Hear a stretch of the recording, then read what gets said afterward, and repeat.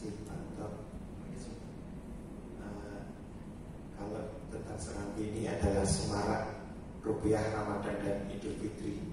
Jadi kita melayani masyarakat terutama untuk penukaran uang. Nah, ini di sini kita sudah ada jadwalnya.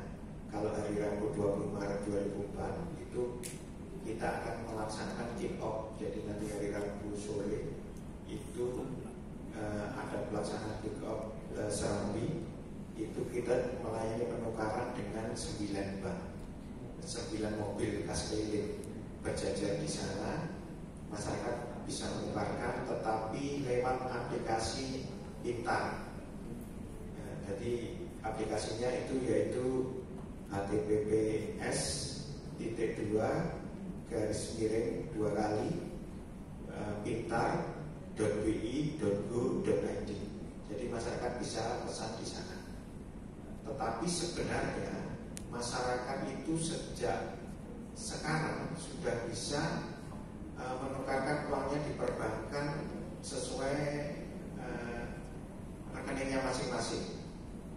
Tapi itu pasti akan dibagi oleh perbankan ya, tidak mungkin tidak semua bisa dapat juga.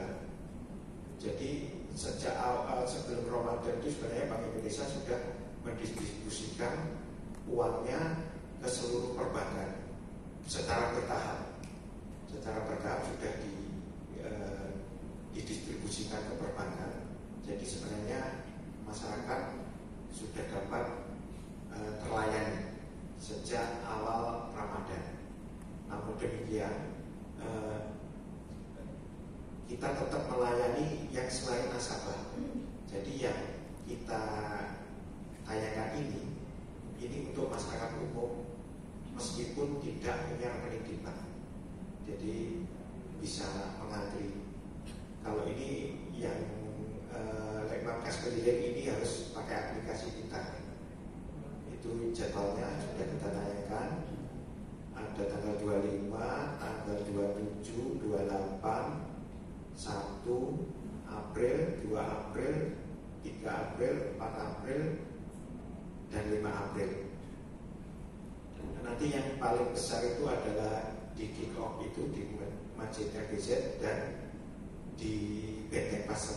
Itu nanti kita aplikasinya paling banyak ya, di sana. Mungkin lanjut. Nah, ini adalah 93 titik lokasi penukaran yang masyarakat bisa lakukan.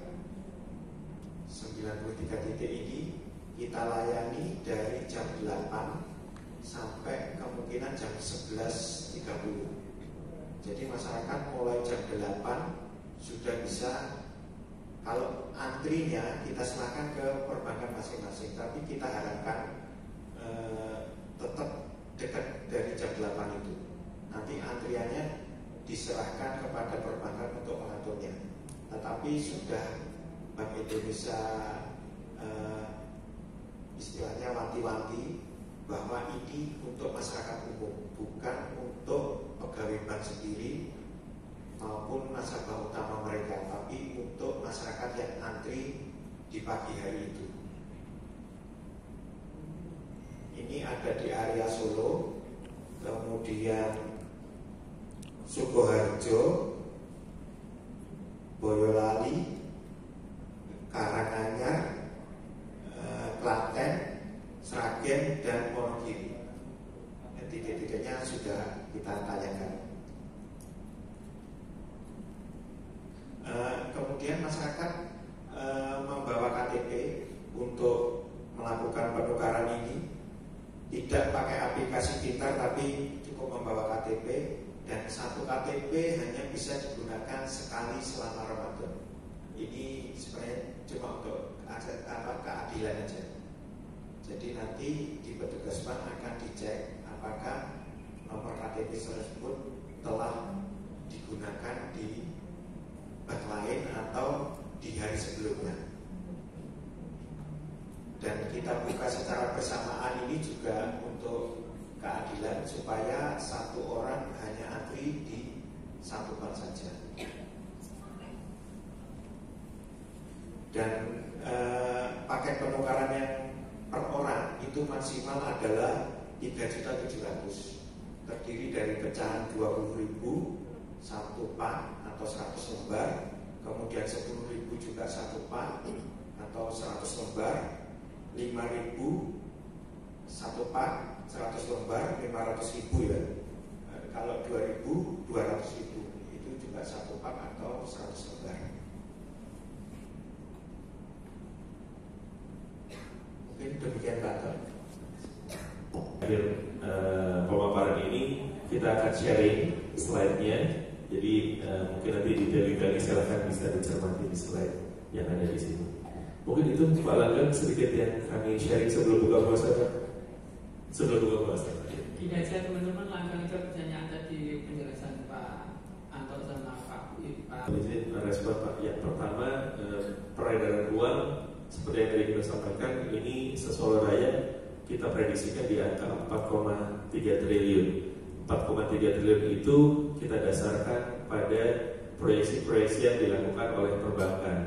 Perbankan menyampaikan proyeksinya kepada Bank Indonesia sesuai dengan kebutuhan mereka, kebutuhan untuk mengisi ATM, kebutuhan untuk melayani pelaku-pelaku usaha dan lain sebagainya. Jadi ini bisa menjadi proksi bahwa pada periode Idul Fitri tahun 2024 ini estimasi perputarannya ada segitu Pak, di 4,3. Lalu pertanyaan kedua, apakah normal pada saat Ramadan dan Idul Fitri ini melampaui batas tengah atau bahkan mendekati batas atas? Biasanya begitu Pak, karena sebagaimana kita lihat banyak masyarakat yang punya ekspektasi agak berlebihan nih pada saat ingin berbelanja menjelang Ramadan dan Idul Fitri. Meskipun namanya puasa makannya nggak banyak, cuma belanjanya banyak Bapak dan Ibu sekalian. Jadi ada yang stok beras, stok gula, lalu stok makanan-makanan lainnya, sehingga ada kekhawatiran nanti kalau saya nggak stok di dapur saya, nanti saya nggak kebagian gitu. Makanya kami senantiasa mengajak para stakeholder, masyarakat maupun teman-teman media untuk menghimbau agar masyarakat tidak perlu panik, berbelanjalah secara bijak, tidak perlu panik buying, karena pemerintah akan selalu hadir untuk memenuhi kebutuhan masyarakat, sehingga nggak perlu nyimpan di dapur, biar aja berada di pasar, jadi biar bisa kebagian yang lain. Ada Bapak? Monggo yang lain.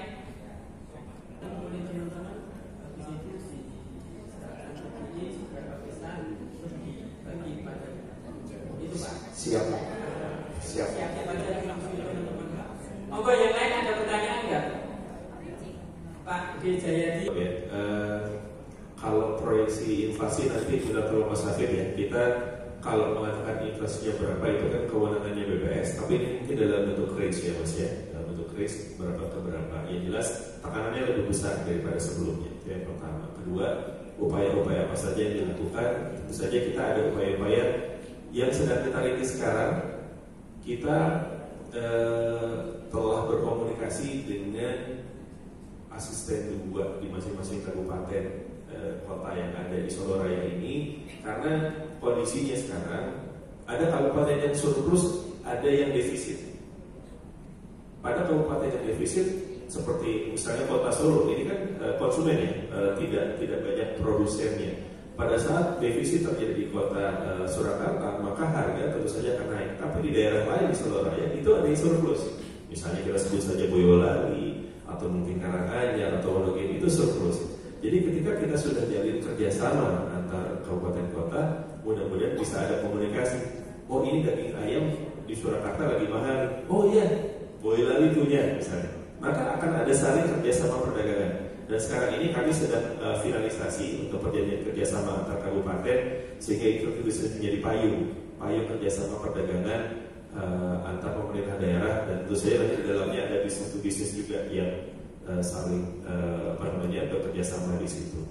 Dan selanjutnya bagaimana upaya kita menangkal ada pedagang-pedagang uang yang ada di jalan ya.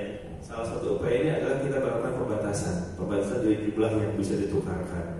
Pertama, kedua, kita masih menggunakan aplikasi Pintar. Harapannya aplikasi Pintar itu bisa menimbulkan potensi-potensi akses yang diperoleh oleh para pedagang-pedagang yang ada di jalan.